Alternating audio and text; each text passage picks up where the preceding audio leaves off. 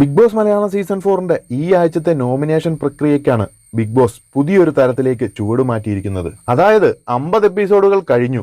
ഇനി ക്ലോസ്ഡായി കൺഫെഷൻ റൂമിൽ ഓരോരുത്തരെയും വിളിച്ചു വരുത്തി നോമിനേറ്റ് ചെയ്യുന്നതിൽ ഒരു ത്രിൽ ഇല്ലെന്ന് ബിഗ് ബോസിനും മനസ്സിലായി. ഇനിയാണ് കളി. ബിഗ് ബോസ് 2 പേരെ കൺഫെഷൻ റൂമിൽ വിളിച്ച് അവർ തമ്മിൽ ചർച്ച ചെയ്ത് ഒരാളെ നോമിനേഷനിൽ വിടുക എന്നതാണ് പുതിയ നോമിനേഷൻ രീതി.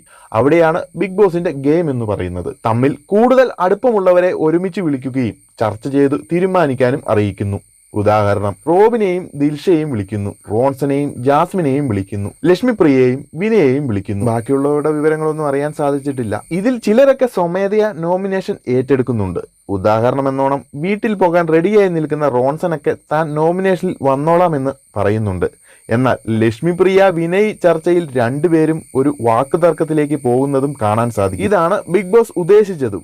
എന്തായാലും ഇനിയുള്ള നോമിനേഷനുകളിൽ മാറ്റങ്ങൾ ഉണ്ടാകുമെന്ന് തന്നെ കരുതാം. ഓപ്പൺ നോമിനേഷനും അതുപോലെ തന്നെ നോമിനേഷനിൽ പല ടാസ്കുകൾ ഉൾപ്പെടുത്തിയും ഒക്കെ മുമ്പുള്ള സീസണുകളിൽ കണ്ടുവന്നതുപോലെ ഇനിയാണ് ബിഗ് ബോസ് ഹൗസിൽ സൗഹൃദങ്ങളും പ്രണയങ്ങളും ഒക്കെ എത്രത്തോളം നിലനിൽക്കുമെന്നും അതിന്റെ ആത്മാർത്ഥതയും ഒക്കെ എത്രത്തോളം ഉണ്ടെന്നുമൊക്കെ പലരും തിരിച്ചറിയാൻ പോകുന്നത്. ബിഗ് ബോസ് മലയാളം സീസൺ 4ന്റെ അപ്ഡേറ്റുകൾക്കും എപ്പിസോഡ് റിവ്യൂസിനുമായി ചാനൽ സബ്സ്ക്രൈബ് ചെയ്യുക. അതോടൊപ്പം അഭിപ്രായങ്ങൾ കമന്റ് ബോക്സിൽ രേഖപ്പെടുത്തുക.